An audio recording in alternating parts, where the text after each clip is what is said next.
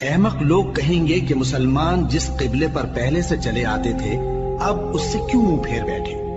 تم کہہ دو کہ مشرق اور مغرب سب اللہ ہی کا ہے، وہ جس کو چاہتا ہے سیدھے رستے پر چلاتا ہے، اور اسی طرح ہم نے تم کو امت معتدل بنایا ہے تاکہ تم لوگوں پر گواہ بنو اور پیغمبر آخر الزمان صلی اللہ علیہ وآلہ وسلم تم پر گواہ بنے۔ اور جس قبلے پر تم پہلے تھے اس کو ہم نے اس لیے مقرر کیا تھا کہ معلوم کریں کہ کون ہمارے پیغمبر کا تابع رہتا ہے اور کون الٹے پاؤں پھر جاتا ہے۔ اور یہ بات یعنی تحویل قبلہ لوگوں کو گراں معلوم ہوئی، مگر جن کو اللہ نے ہدایت بخشی ہے وہ اسے گراں نہیں سمجھتے، اور اللہ ایسا نہیں کہ تمہارے ایمان کو یوں ہی ضائع کر دے۔ اللہ تو لوگوں پر بڑا مہربان ہے، صاحب رحمت ہے۔ اے پیغمبر صلی اللہ علیہ وآلہ وسلم، ہم تمہارا آسمان کی طرف منہ اٹھانا دیکھ رہے ہیں، سو ہم تم کو اسی قبلے کی طرف جس کو تم پسند کرتے ہو منہ کرنے کا حکم دیں گے۔ تو اپنا منہ مسجد حرام یعنی خانہ کعبہ کی طرف پھیر لو، اور تم لوگ جہاں ہوا کرو نماز پڑھنے کے وقت اسی مسجد کی طرف منہ کر لیا کرو۔ اور جن لوگوں کو کتاب دی گئی ہے وہ خوب جانتے ہیں کہ یہ نیا قبلہ ان کے پروردگار کی طرف سے حق ہے، اور جو کام یہ لوگ کرتے ہیں اللہ ان سے بے خبر نہیں۔ اور اگر تم ان اہل کتاب کے پاس تمام نشانیاں بھی لے کر آؤ تو بھی یہ تمہارے قبلے کی پیروی نہ کرے، اور تم بھی ان کے قبلے کی پیروی کرنے والے نہیں ہو، اور ان میں سے بھی بعض کے قبلے کے پیرو نہیں۔ اور اگر تم باوجود اس کے کہ تمہارے پاس علم یعنی اللہ کا حکم آ چکا ہے ان کی خواہشوں کے پیچھے چلو گے تو ظالموں میں ہو جاؤ گے۔ جن لوگوں کو ہم نے کتاب دی ہے وہ ان پیغمبر آخر الزمان صلی اللہ علیہ وآلہ وسلم کو اس طرح پہچانتے ہیں جس طرح اپنے بیٹوں کو پہچانا کرتے ہیں، مگر ایک فریق ان میں سے سچی بات کو جان بوجھ کر چھپا رہا ہے۔ اے پیغمبر صلی اللہ علیہ وآلہ وسلم، یہ نیا قبلہ تمہارے پروردگار کی طرف سے حق ہے، تو تم ہرگز شک کرنے والوں میں نہ ہونا، اور ہر ایک شخص کے لیے ایک سمت مقرر ہے جدھر وہ عبادت کے وقت منہ کیا کرتا ہے، تو تم نیکیوں میں سبقت حاصل کرو۔ تم جہاں ہوگے اللہ تم سب کو جمع کرے گا، بے شک اللہ ہر چیز پر قادر ہے۔ اور تم جہاں سے نکلو نماز میں اپنا منہ مسجد حرام کی طرف کر لیا کرو، بے شبہ یہ تمہارے پروردگار کی طرف سے حق ہے، اور تم لوگ جو کچھ کرتے ہو اللہ اس سے بے خبر نہیں۔ اور تم جہاں سے نکلو مسجد حرام کی طرف منہ کر کے نماز پڑھا کرو، اور مسلمانوں تم جہاں ہوا کرو اسی مسجد کی طرف رخ کیا کرو۔ یہ تاکید اس لیے کی گئی ہے کہ لوگ تم کو کسی طرح کا الزام نہ دے سکیں، مگر ان میں سے جو ظالم ہیں وہ الزام دیں تو دیں، سو ان سے مت ڈرنا اور مجھی سے ڈرتے رہنا، اور یہ بھی مقصود ہے کہ میں تم کو اپنی تمام نعمتیں بخشوں، اور یہ بھی کہ تم راہ راست پر چلو۔ جس طرح من جملہ اور نعمتوں کے ہم نے تمہیں میں سے ایک رسول بھیجے ہیں جو تم کو ہماری آیتیں پڑھ پڑھ کر سناتے اور تمہیں پاک بناتے، اور کتاب یعنی قرآن اور دانائی سکھاتے ہیں، اور ایسی باتیں بتاتے ہیں جو تم پہلے نہیں جانتے تھے۔ سو تم مجھے یاد کیا کرو، میں تمہیں یاد کیا کروں گا، اور میرا احسان مانتے رہنا اور میری ناشکری نہ کرنا۔ اے ایمان والو، صبر اور نماز سے مدد لیا کرو، بے شک اللہ صبر کرنے والوں کے ساتھ ہے۔ اور جو لوگ اللہ کی راہ میں مارے جائیں ان کی نسبت یہ نہ کہنا کہ وہ مرے ہوئے ہیں، وہ مردہ نہیں بلکہ زندہ ہیں، لیکن تم کو شعور نہیں۔ اور ہم کسی قدر خوف اور بھوک اور مال اور جانوں اور میووں کے نقصان سے تمہاری آزمائش کریں گے، اور صبر کرنے والوں کو بشارت سنا دو کہ ان لوگوں پر جب کوئی مصیبت واقع ہوتی ہے تو کہتے ہیں کہ ہم اللہ ہی کا مال ہیں اور اسی کی طرف لوٹ کر جانے والے ہیں۔ یہی لوگ ہیں جن پر ان کے پروردگار کی عنایتیں ہیں اور خصوصی رحمت بھی ہے، اور یہی سیدھے رستے پر ہیں۔ بے شک کوہ صفا اور مروہ اللہ کی نشانیوں میں سے ہیں، تو جو شخص خانہ کعبہ کا حج یا عمرہ کرے اس پر کچھ گناہ نہیں کہ دونوں کے درمیان چکر لگائے، بلکہ یہ ایک نیک کام ہے، اور جو کوئی نیک کام کرے تو اللہ قدردان ہے، دانا ہے۔ جو لوگ ہمارے حکموں اور ہدایتوں کو جو ہم نے نازل کی ہے کسی غرض فاسد سے چھپاتے ہیں، باوجود کہ ہم نے ان کو لوگوں کے سمجھانے کے لیے अपनी किताब में खोल खोल कर बयान कर दिया है। ऐसों पर अल्लाह और तमाम लानत करने वाले लानत करते हैं। हाँ, जो तौबा करते हैं और अपनी हालत दुरुस्त कर लेते हैं और अहकाम इलाही को साफ साफ बयान कर देते हैं, तो मैं उनके कसूर मुआफ कर देता हूँ और मैं बड़ा मुआफ करने वाला, बड़ा मेहरबान हूँ। जो लोग काफिर हुए और काफिर ही मरे, ऐसों पर अल्लाह की और फरिश्तों की और इंसानों की सबकी लानत। वो हमेशा इसी लानत में गिरफ्तार रहेंगे। उनसे न तो अजाब हल्का ही किया जाएगा और न उन्हें कुछ मोहलत मिलेगी। और लोगों, तुम्हारा माबूद एक ही माबूद है, उस बड़े मेहरबान और रहम वाले के सिवा कोई इबादत के लायक नहीं। बेशक आसमानों और जमीन के पैदा करने में और रात और दिन के एक दूसरे के पीछे आने जाने में और कश्तियों और जहाजों में जो समंदर में लोगों के फायदे के लिए रवा हैं, और में जिसको अल्लाह आसमान से बरसाता और उससे जमीन को उसके मुर्दा हो जाने के बाद जिंदा यानी खुश्क हो जाने के बाद सरसब्ज कर देता है, और जमीन पर हर किस्म के जानवर फैलाने में और हवाओं के चलाने में और बादलों में जो आसमान और जमीन के दरमियान घिरे रहते हैं, अक्लमंदों के लिए अल्लाह की कुदरत की निशानियां हैं। और बाज लोग ऐसे हैं जो गैरुल्लाह को अल्लाह का शरीक बनाते और उनसे अल्लाह की सी मोहब्बत करते हैं। लेकिन जो ईमान वाले हैं वो तो अल्लाह ही के सबसे ज्यादा दोस्तदार हैं। और ऐ काश जालिम लोग जो बात अजाब के वक्त देखेंगे अब देख लेते कि सब तरह की ताकत अल्लाह ही को है, और ये कि अल्लाह सब अजाब करने वाला है।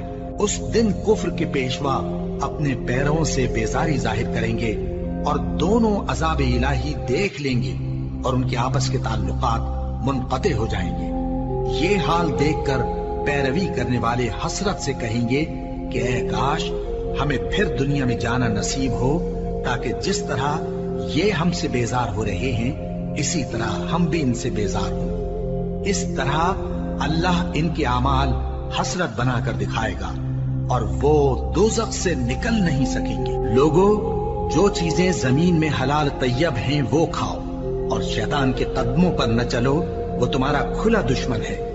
वो तो तुमको बुराई और बेहयाई ही के काम करने को कहता है, और ये भी कि अल्लाह की निस्बत ऐसी बातें कहो जिनका तुम्हें कुछ भी इल्म नहीं। और जब इन लोगों से कहा जाता है कि जो किताब अल्लाह ने नाजिल फरमाई है उसकी पैरवी करो, तो कहते हैं नहीं, बल्कि हम तो उसी चीज की पैरवी करेंगे जिस पर हमने अपने बाप दादा को पाया।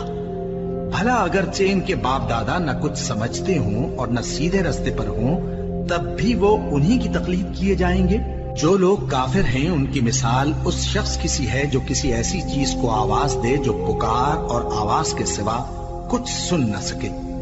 ये बहरे हैं, गूंगे हैं, अंधे हैं कि कुछ समझ ही नहीं सकते। ऐ अहले ईमान, जो पाकीज़ा चीजें हमने तुमको अता फरमाई हैं उनको खाओ, और अगर अल्लाह ही के बंदे हो तो उसकी नेमतों का शुक्र भी अदा करो। उसने तो तुम पर बस मरा हुआ जानवर और लहू और सूअर का गोश्त और जिस चीज पर अल्लाह के सिवा किसी और का नाम पुकारा जाए हराम कर दिया है। हाँ, जो मजबूर हो जाए बशर्ते कि अल्लाह की नाफरमानी न करे और हद जरूरत से बाहर न निकल जाए, उस पर कुछ गुनाह नहीं। बेशक अल्लाह बख्शने वाला है, रहम करने वाला है। जो लोग अल्लाह की किताब से उन आयतों और हिदायतों को जो उसने नाजिल फरमाई हैं छुपाते और उनके बदले थोड़ी सी कीमत यानी दुनियावी मुनफात हासिल करते हैं, वो अपने पेटों में महज आग भरती हैं। ऐसे लोगों से अल्लाह क़यामत के दिन न कलाम करेगा और न उनको गुनाहों से पाक करेगा, और उनके लिए दुख देने वाला अजाब है।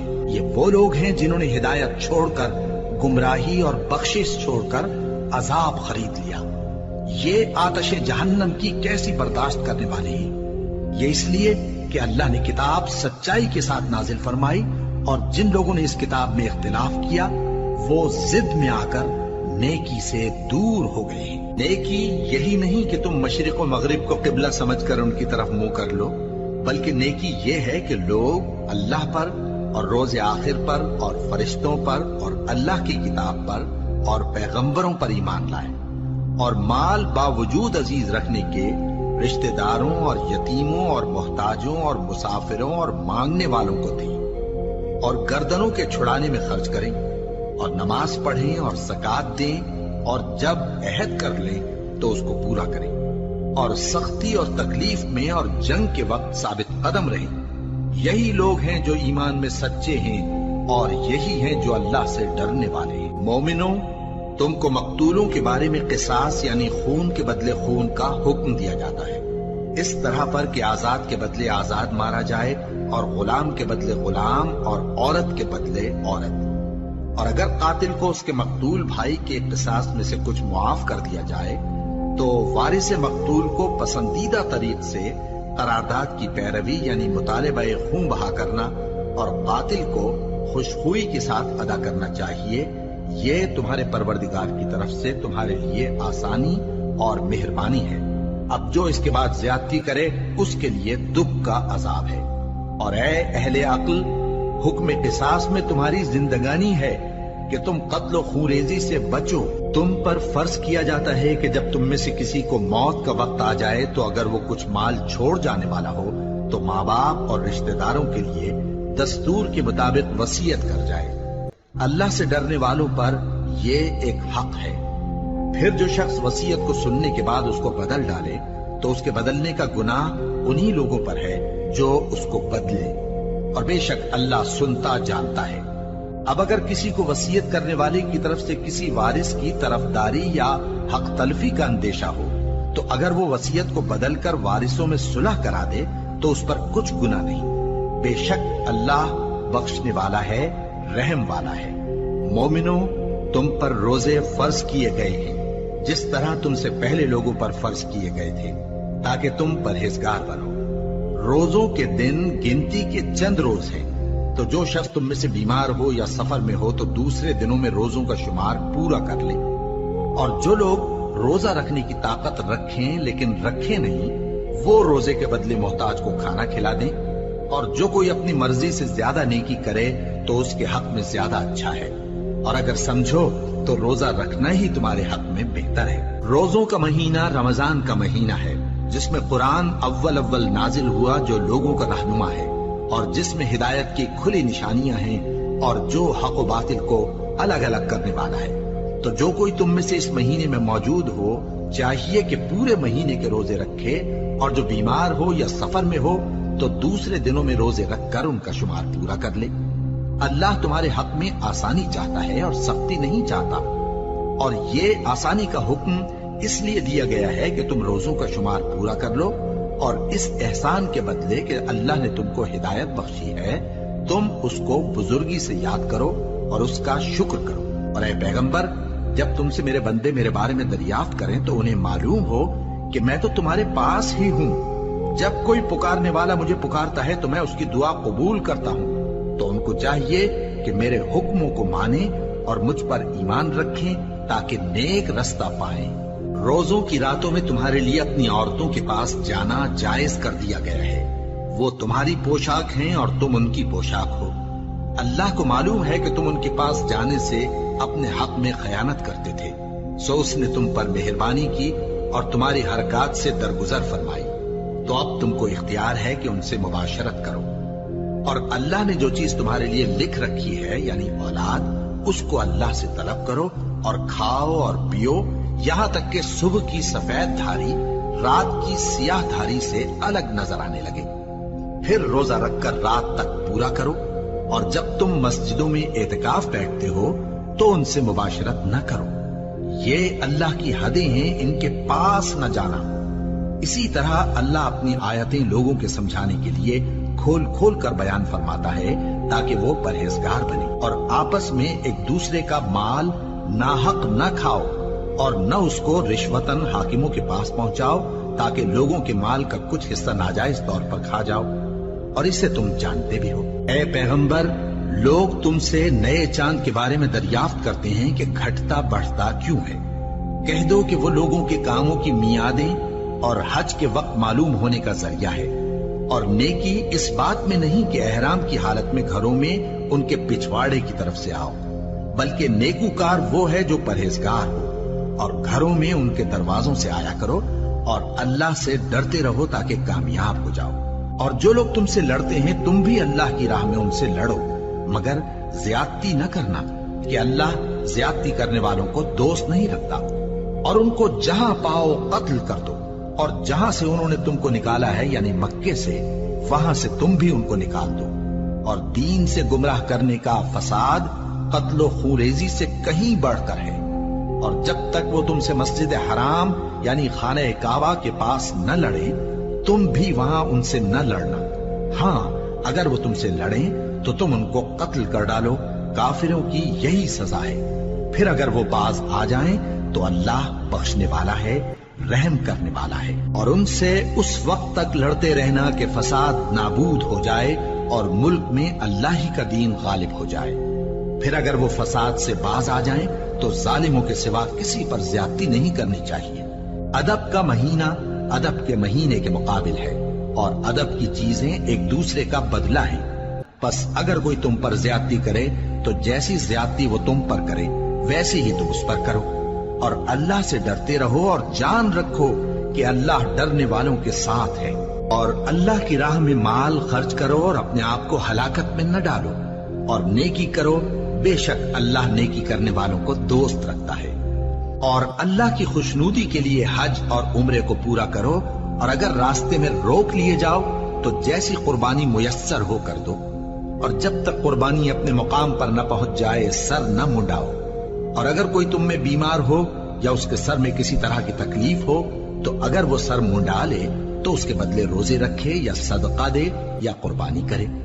پھر جب تکلیف دور ہو کر تم مطمئن ہو جاؤ تو جو تم میں حج کے وقت تک عمرے سے فائدہ اٹھانا چاہے وہ جیسی قربانی میسر ہو کرے، اور جس کو قربانی نہ ملے وہ 3 روزے ایام حج میں رکھے اور 7 جب واپس ہو۔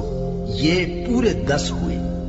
یہ حکم اس شخص کے لیے ہے جس کے اہل و عیال مکے میں نہ رہتے ہوں۔ اور اللہ سے ڈرتے رہو اور جان رکھو کہ اللہ سخت عذاب دینے والا ہے۔ حج کے مہینے معین ہیں جو معلوم ہیں، تو جو شخص ان مہینوں میں حج کی نیت کر لے تو حج کے دنوں میں نہ عورتوں سے اختلاط کرے، نہ کوئی برا کام کرے اور نہ کسی سے جھگڑے۔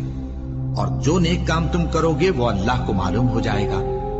اور زاد راہ یعنی رستے کا خرچ ساتھ لے جاؤ، کیونکہ بہترین زاد راہ پرہیزگاری ہے۔ اور اے اہل عقل، مجھی سے ڈرتے رہو، اس کا تمہیں کچھ گناہ نہیں کہ حج کے دنوں میں بذریعہ تجارت اپنے پروردگار سے روزی طلب کرو۔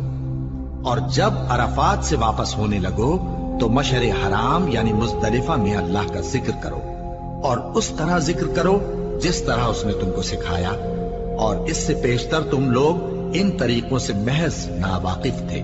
پھر جہاں سے اور لوگ واپس ہوں وہیں سے تم بھی واپس ہو، اور اللہ سے بخشش مانگو، بے شک اللہ بخشنے والا ہے، رحمت کرنے والا ہے۔ پھر جب حج کے تمام ارکان پورے کر چکو تو مینا میں اللہ کو یاد کرو جس طرح اپنے باپ دادا کو یاد کیا کرتے تھے، بلکہ اس سے بھی زیادہ۔ اور بعض لوگ ایسے ہیں جو اللہ سے التجا کرتے ہیں کہ اے پروردگار ہم کو جو دینا ہے دنیا ہی میں دے دے، اور ایسے لوگوں کا آخرت میں کچھ حصہ نہیں۔ اور بعض ایسے ہیں کہ دعا کرتے ہیں کہ پروردگار ہم کو دنیا میں بھی نعمت عطا فرما اور آخرت میں بھی نعمت بخشیو اور دوزخ کے عذاب سے محفوظ رکھیو۔ یہی لوگ ہیں جن کے لیے ان کے کاموں کا حصہ یعنی اجر نیک تیار ہے، اور اللہ جلد حساب لینے والا ہے۔ اور قیام منا کے دنوں میں جو گنتی کے دن ہیں اللہ کو یاد کرو۔ اگر کوئی جلدی کرے اور 2 ہی دن میں چل دے تو اس پر بھی کچھ گناہ نہیں، اور جو بات تک ٹھہرا رہے اس پر بھی کچھ گناہ نہیں۔ یہ باتیں اس شخص کے لیے ہیں جو اللہ سے ڈرے، اور تم لوگ اللہ سے ڈرتے رہو اور جان رکھو کہ تم سب اس کے پاس جمع کیے جاؤ گے۔ اور کوئی شخص تو ایسا ہے جس کی گفتگو دنیا کی زندگی میں تم کو دلکش معلوم ہوتی ہے، اور وہ اپنے معافی ضمیر پر یعنی اس بات پر جو اس کے دل میں ہے اللہ کو گواہ بناتا ہے، حالانکہ وہ سخت جھگڑالو ہے۔ اور جب پیٹ پھیر کر چلا جاتا ہے تو زمین میں دوڑتا پھرتا ہے تاکہ اس میں فتنہ انگیزی کرے اور کھیتی کو برباد اور انسانوں اور حیوانوں کی نسل کو نابود کر دے، اور اللہ فتنہ انگیزی کو پسند نہیں کرتا۔ اور جب اس سے کہا جاتا ہے کہ اللہ سے خوف کر تو غرور اس کو گناہ میں پھنسا دیتا ہے، سو اس کو جہنم کافی ہے اور وہ بہت برا ٹھکانہ ہے۔ اور کوئی شخص ایسا ہے کہ اللہ کی خوشنودی حاصل کرنے کے لیے اپنی جان بیچ ڈالتا ہے، اور اللہ بندوں پر بہت مہربان ہے۔ مومنوں، اسلام میں پورے داخل ہو جاؤ اور شیطان کے پیچھے نہ چلو، وہ تو تمہارا کھلا دشمن ہے۔ پھر اگر تم احکام روشن پہنچ جانے کے بعد لڑکھڑا جاؤ تو جان رکھو کہ اللہ غالب ہے، حکمت والا ہے۔ کیا یہ لوگ اسی بات کے منتظر ہیں کہ ان پر اللہ کا عذاب بادل کے سائبانوں میں آ نازل ہو اور فرشتے بھی اتر آئیں اور کام تمام کر دیا جائے؟ اور سب کاموں کا رجوع اللہ ہی کی طرف ہے۔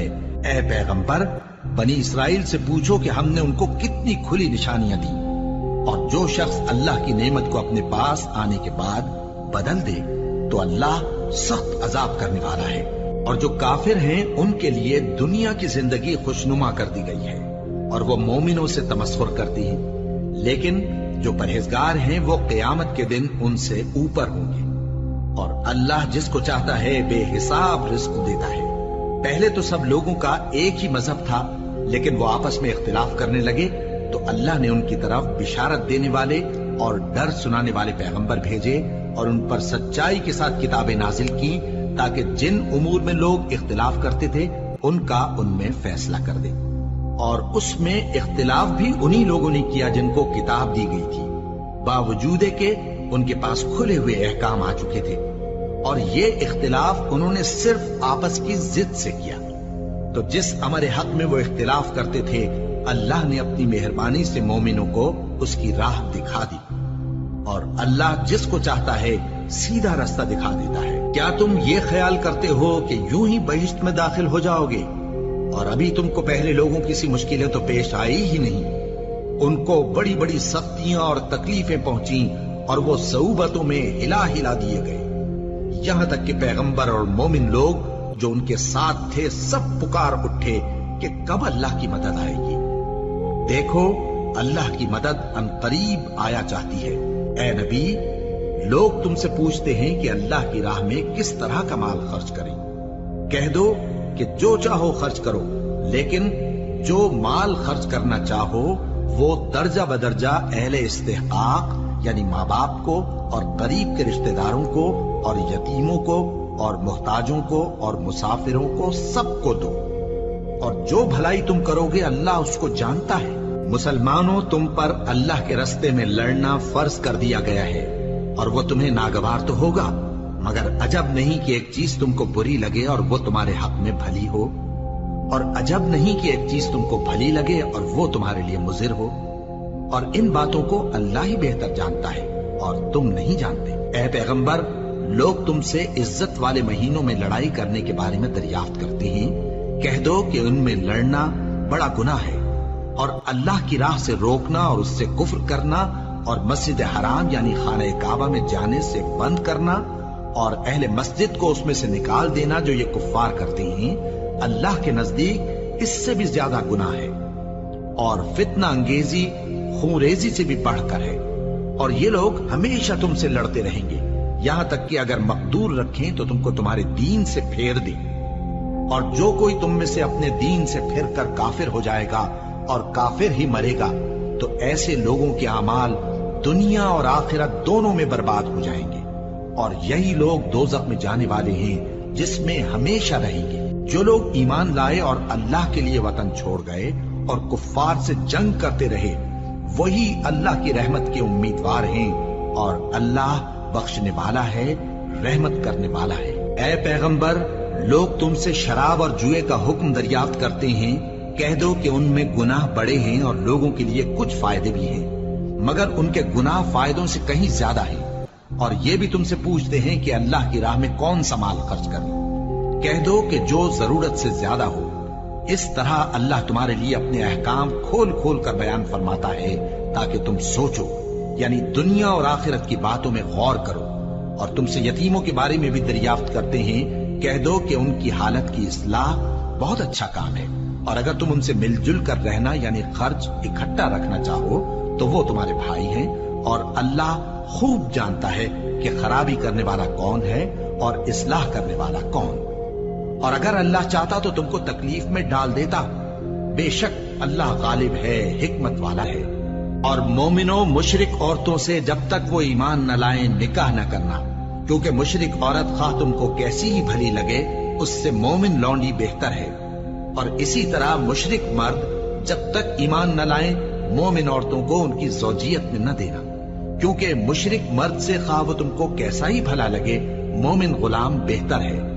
یہ مشرک لوگوں کو دوزخ کی طرف بلاتی ہیں، اور اللہ اپنی مہربانی سے بہشت اور بخشش کی طرف بلاتا ہے، اور اپنے حکم لوگوں سے کھول کھول کر بیان کرتا ہے تاکہ نصیحت حاصل کریں۔ اور تم سے حیض کے بارے میں دریافت کرتے ہیں، کہہ دو وہ تو نجاست ہے، سو ایام حیض میں عورتوں سے کنارہ کش رہو، اور جب تک وہ پاک نہ ہو جائیں ان سے مقاربت نہ کرو۔ ہاں جب وہ پاک ہو جائیں تو جس طریق سے اللہ نے تمہیں ارشاد فرمایا ہے ان کے پاس جاؤ، کچھ شک نہیں کہ اللہ توبہ کرنے والوں اور پاک صاف رہنے والوں کو دوست رکھتا ہے۔ تمہاری عورتیں تمہاری کھیتی ہیں، تو اپنی کھیتی میں جس طرح چاہو جاؤ، اور اپنے لیے نیک عمل آگے بھیجو، اور اللہ سے ڈرتے رہو، اور جان رکھو کہ ایک دن تمہیں اس کے روبرو حاضر ہونا ہے۔ اور اے پیغمبر ایمان والوں کو بشارت سنا دو، اور اللہ کے نام کو اس بات کا ہیلا نہ بنانا کہ اس کی قسمیں کھا کھا کر سلوک کرنے اور پرہیزگاری کرنے اور لوگوں میں صلح و سازگاری کرانے سے رک جاؤ، اور اللہ سب کچھ سنتا ہے جانتا ہے۔ اللہ تمہاری لغو قسموں پر تم سے مواخذہ نہیں کرے گا، لیکن جو قسمیں تم قصد دلی سے کھاؤ گے ان پر مواخذہ کرے گا، اور اللہ بخشنے والا ہے بردبار ہے۔ جو لوگ اپنی عورتوں کے پاس جانے کی قسم کھا لیں ان کو 4 مہینے تک انتظار کرنا چاہیے۔ اگر اس عرصے میں قسم سے رجوع کر لیں تو اللہ بخشنے والا ہے، مہربان ہے، اور اگر طلاق کا ارادہ کر لیں تو بھی اللہ سنتا ہے جانتا ہے۔ اور طلاق والی عورتیں 3 حیض تک اپنے تئیں روکے رہیں، اور اگر وہ اللہ اور روز قیامت پر ایمان رکھتی ہیں تو ان کو جائز نہیں کہ اللہ نے جو کچھ ان کے شکم میں پیدا کیا ہے اس کو چھپائیں، اور ان کے خاوند اگر پھر موافقت چاہیں تو اس مدت میں وہ ان کو اپنی زوجیت میں لے لینے کے زیادہ حقدار ہیں۔ اور عورتوں کا حق مردوں پر ویسا ہی ہے جیسے دستور کے مطابق مردوں کا حق عورتوں پر ہے، البتہ مردوں کو عورتوں پر 1 درجہ فضیلت ہے، اور اللہ غالب ہے، صاحب حکمت ہے۔ طلاق صرف 2 بار ہے، یعنی جب 2 دفعہ طلاق دے دی جائے تو پھر عورتوں کو یا تو بطریق شائستہ نکاح میں رہنے دینا ہے یا بھلائی کے ساتھ چھوڑ دینا، اور یہ جائز نہیں کہ جو مہر تم ان کو دے چکے ہو اس میں سے کچھ واپس لے لو۔ ہاں اگر زن و شوہر کو خوف ہو کہ وہ اللہ کی حدوں کو قائم نہیں رکھ سکیں گے تو اگر عورت خاوند کے ہاتھ سے رہائی پانے کے بدلے میں کچھ دے ڈالے تو دونوں پر کچھ گناہ نہیں۔ یہ اللہ کی مقرر کی ہوئی حدیں ہیں، ان سے باہر نہ نکلنا، اور جو لوگ اللہ کی حدوں سے باہر نکل جائیں گے وہ گناہگار ہوں گے۔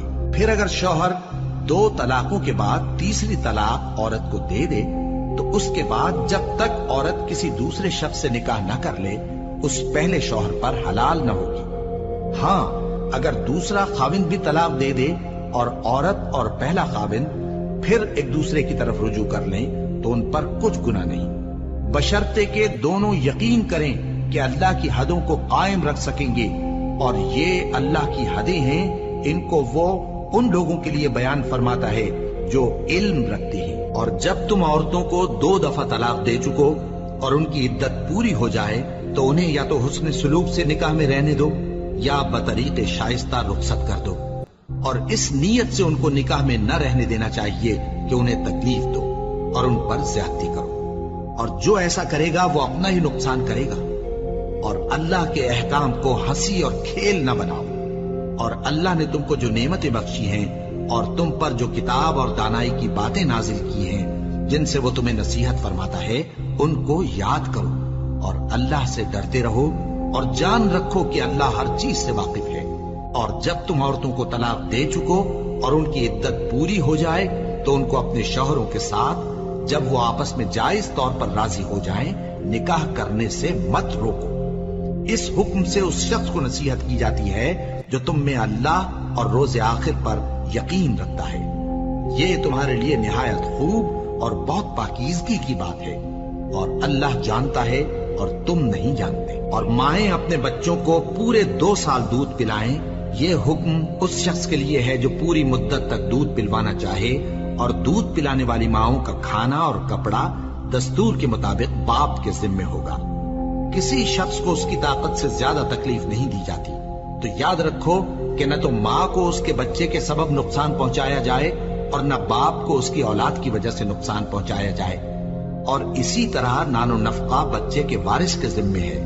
اور اگر دونوں یعنی ماں باپ آپس کی رضامندی اور صلاح سے بچے کا دودھ چھڑانا چاہیں تو ان پر کچھ گناہ نہیں، اور اگر تم اپنی اولاد کو دودھ پلوانا چاہو تو تم پر کچھ گناہ نہیں، بشرطے کہ تم دودھ پلانے والیوں کو دستور کے مطابق ان کا حق جو تم نے دینا کیا تھا دے دو، اور اللہ سے ڈرتے رہو اور جان رکھو کہ جو کچھ تم کرتے ہو اللہ اس کو دیکھ رہا ہے۔ اور جو لوگ تم میں سے مر جائیں اور عورتیں چھوڑ جائیں تو وہ عورتیں 4 مہینے اور 10 دن اپنے آپ کو روکے رہیں، اور جب یہ عدت پوری کر چکیں اور اپنے حق میں پسندیدہ کام یعنی نکاح کر لیں تو تم پر کچھ گناہ نہیں، اور اللہ تمہارے سب کاموں سے واقف ہے۔ اگر تم اشارے کنائے میں عورتوں کو نکاح کا پیغام بھیجو یا نکاح کی خواہش کو اپنے دلوں میں مخفی رکھو تو تم پر کچھ گناہ نہیں۔ اللہ کو معلوم ہے کہ تم ان سے نکاح کا ذکر کرو گے، مگر ایام عدت میں اس کے سوا کے دستور کے مطابق کوئی بات کہہ دو، پوشیدہ طور پر ان سے قول و قرار نہ کرنا، اور جب تک عدت پوری نہ ہو لے نکاح کا پختہ ارادہ نہ کرنا، اور جان رکھو کہ جو کچھ تمہارے دلوں میں ہے اللہ کو سب معلوم ہے، تو اس سے ڈرتے رہو اور جان رکھو کہ اللہ بخشنے والا ہے، حلم والا ہے۔ اور اگر تم عورتوں کو ان کے پاس جانے یا ان کا مہر مقرر کرنے سے پہلے طلاق دے دو تو تم پر کچھ گناہ نہیں، ہاں ان کو دستور کے مطابق کچھ خرچ ضرور دو، یعنی مقدور والا اپنے مقدور کے مطابق دے اور تنگ دست اپنی حیثیت کے مطابق۔ نیک لوگوں پر یہ ایک طرح کا حق ہے، اور اگر تم عورتوں کو ان کے پاس جانے سے پہلے طلاق دے دو لیکن مہر مقرر کر چکے ہو تو آدھا مہر دینا ہوگا۔ ہاں اگر عورتیں مہر بخش دیں یا مرد جن کے ہاتھ میں عقد نکاح ہے اپنا حق چھوڑ دیں اور پورا مہر دے دیں تو ان کو اختیار ہے، اور اگر تم مرد لوگ ہی اپنا حق چھوڑ دو تو یہ پرہیزگاری کی بات ہے، اور آپس میں بھلائی کرنے کو فراموش نہ کرنا۔ کچھ شک نہیں کہ اللہ تمہارے سب کاموں کو دیکھ رہا ہے۔ مسلمانوں، سب نمازیں خصوصاً بیچ کی نماز یعنی نماز عصر پورے اہتمام کے ساتھ ادا کرتے رہو اور اللہ کے آگے ادب سے کھڑے رہا کرو۔ پھر اگر تم خوف کی حالت میں ہو تو پیادے یا سوار جس حال میں ہو نماز پڑھ لو۔ پھر جب امن و اطمینان ہو جائے تو جس طریق سے اللہ نے تم کو سکھایا ہے جو تم پہلے نہیں جانتے تھے اللہ کو یاد کرو، اور جو لوگ تم میں سے مر جائیں اور عورتیں چھوڑ جائیں وہ اپنی عورتوں کے حق میں وصیت کر جائیں کہ ان کو 1 سال تک خرچ دیا جائے اور گھر سے نہ نکالی جائے۔ ہاں اگر وہ خود گھر سے چلی جائیں اور اپنے حق میں پسندیدہ کام یعنی نکاح کر لیں تو تم پر کچھ گناہ نہیں، اور اللہ زبردست ہے، حکمت والا ہے۔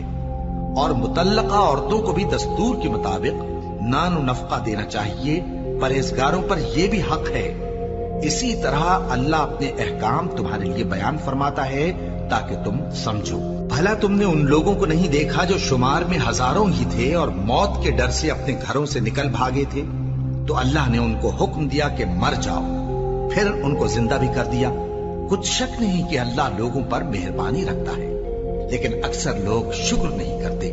اور مسلمانوں، اللہ کی راہ میں جہاد کرو اور جان رکھو کہ اللہ سب کچھ سنتا ہے، سب کچھ جانتا ہے۔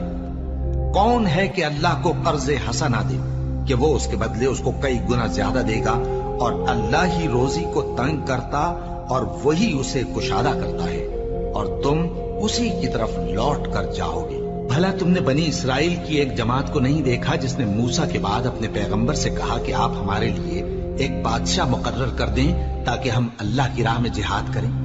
پیغمبر نے کہا کہ اگر تم کو جہاد کا حکم دیا جائے تو ایسا تو نہیں کہ لڑنے سے پہلو تہی کرو۔ وہ کہنے لگے کہ ہم اللہ کی راہ میں کیوں نہ لڑیں گے جبکہ ہم وطن سے خارج اور بال بچوں سے جدا کر دیے گئے۔ پھر جب ان کو جہاد کا حکم دیا گیا تو چند اشخاص کے سوا سب پھر گئے، اور اللہ ظالموں سے خوب واقف ہے۔ اور پیغمبر نے ان سے یہ بھی کہا کہ اللہ نے تم پر طالوت کو بادشاہ مقرر فرمایا ہے وہ بولے کہ اسے ہم پر بادشاہی کا حق کیوں کر ہو سکتا ہے؟ اس سے بڑھ کر بادشاہی کے مستحق تو ہم ہیں، اور اس کے پاس تو بہت سی دولت بھی نہیں۔ پیغمبر نے کہا کہ اللہ نے اس کو تم پر فضیلت دی ہے اور بادشاہی کے لیے منتخب فرمایا ہے۔ اس نے اسے علم بھی بہت سا بخشا ہے اور تن و توش بھی بڑا عطا کیا ہے، اور اللہ کو اختیار ہے جسے چاہے بادشاہی بخشے، وہ بڑا کشائش والا ہے، دانا ہے۔ اور پیغمبر نے ان سے کہا کہ ان کی یعنی طالوت کی بادشاہی کی نشانی یہ ہے کہ تمہارے پاس وہ صندوق آئے گا جس کو فرشتے اٹھائے ہوئے ہوں گے، اس میں تمہارے پروردگار کی طرف سے تسلی بخشنے والی چیز ہوگی اور کچھ اور چیزیں بھی ہوں گی جو موسیٰ اور ہارون چھوڑ گئے تھے۔ اگر تم ایمان رکھتے ہو تو یہ تمہارے لیے ایک بڑی نشانی ہے۔ غرض جب طالوت فوجیں لے کر روانہ ہوا تو اس نے ان سے کہا کہ اللہ ایک نہر سے تمہاری آزمائش کرنے والا ہے، جو شخص اس میں سے پانی پی لے گا اس کی نسبت تصور کیا جائے گا کہ وہ میرا نہیں، اور جو نہ پیے گا وہ سمجھا جائے گا کہ میرا ہے۔ ہاں اگر کوئی ہاتھ سے چلو بھر پانی لے لے تو خیر۔ جب وہ لوگ نہر پر پہنچے تو چند آدمیوں کے سوا سب نے پانی پی لیا۔ پھر جب طالوت اور مومن لوگ جو اس کے ساتھ تھے نہر کے پار ہو گئے تو کہنے لگے کہ آج ہم میں جالوت اور اس کے لشکر سے مقابلہ کرنے کی طاقت نہیں۔ جو لوگ یقین رکھتے تھے کہ ان کو اللہ کے روبرو حاضر ہونا ہے، وہ کہنے لگے کہ بسا اوقات تھوڑی سی جماعت نے اللہ کے حکم سے بڑی جماعت پر فتح حاصل کی ہے، اور اللہ ثابت قدم رہنے والوں کے ساتھ ہے۔ اور جب وہ لوگ جالوت اور اس کے لشکر کے مقابل میں آئے تو اللہ سے دعا کی کہ اے پروردگار، ہم پر صبر کے دہانے کھول دے اور ہمیں لڑائی میں ثابت قدم رکھ اور لشکر کفار پر فتح یاب کر۔ تو طالوت کی فوج نے اللہ کے حکم سے ان کو شکست دے دی، اور داؤد نے جالوت کو قتل کر ڈالا، اور اللہ نے ان کو بادشاہی اور دانائی بخشی اور جو کچھ چاہا سکھایا۔ اور اگر اللہ لوگوں کو ایک دوسرے پر چڑھائی اور حملہ کرنے سے نہ ہٹاتا رہتا تو کرۂ ارض تباہ ہو جاتا، لیکن اللہ اہل عالم پر بڑا مہربان ہے۔ یہ اللہ کی آیتیں ہیں جو ہم تم کو سچائی کے ساتھ پڑھ کر سناتے ہیں، اور اے محمد صلی اللہ علیہ وآلہ وسلم تم بلا شبہ پیغمبروں میں سے ہو۔